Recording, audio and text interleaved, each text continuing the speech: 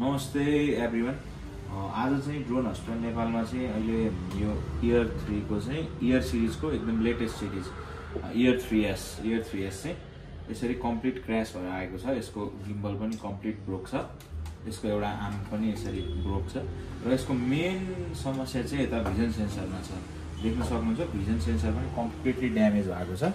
यसरी बडी पनि गएको छ भने भिजन सेन्सर पनि यसरी ड्यामेज भएको छ। यो चाहिँ हामीलाई सरले पोखराबाट चाहिँ रिपेयर गर्नको लागि पठाइदिनु भएको थियो र यसको चाहिँ ड्यासबोर्डमा के इररहरू आएको छ यसरी हेर्न सक्छौँ। मेन चाहिँ यसको ब्याकवार्ड भिजन सेन्सर इरर भनेर आएको छ है।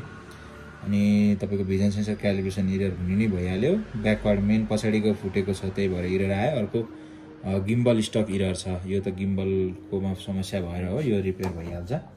र यसको चाहिँ एकचोटि सिरियल नम्बर चेक गरौँ। देख्न सक्नुहुन्छ यसको सिरियल नम्बर चाहिँ यो रहेको छ, aircraft serial number, flight controller सबै यहाँनिर देख्न सकिन्छ।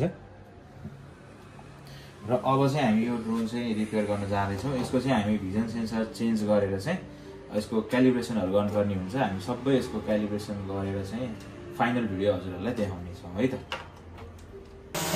देख्न सक्नुहुन्छ है, यो इयर 3S चाहिँ रिपेयर भएर रेडी पनि भइसक्यो र फ्लाइट पनि लिइराखेको छ। र यहाँनिर चाहिँ देख्न सक्नुहुन्छ भिजन सेन्सरले मजाले काम गरिरहेको छ। Up down right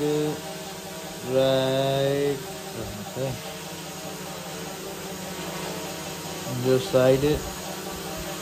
side downward सबैतिर चाहिँ भिजन सेन्सरले मजाले काम गरिरहेको छ है।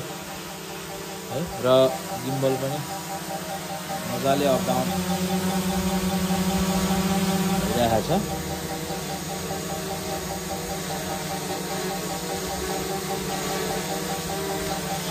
एकचोटि फेरि सिरियल नम्बर पनि चेक गरौँ यसको। ल देख्न सक्नुहुन्छ सिरियल नम्बर म्याच गरेर हेर्न सक्नुहुन्छ है। र यसरी चाहिँ ड्रोन चाहिँ कम्प्लिटली रिपेयर भइसकेको छ इयर 3S। मजाले भिजन सेन्सरले नै काम गरिराखेको छ।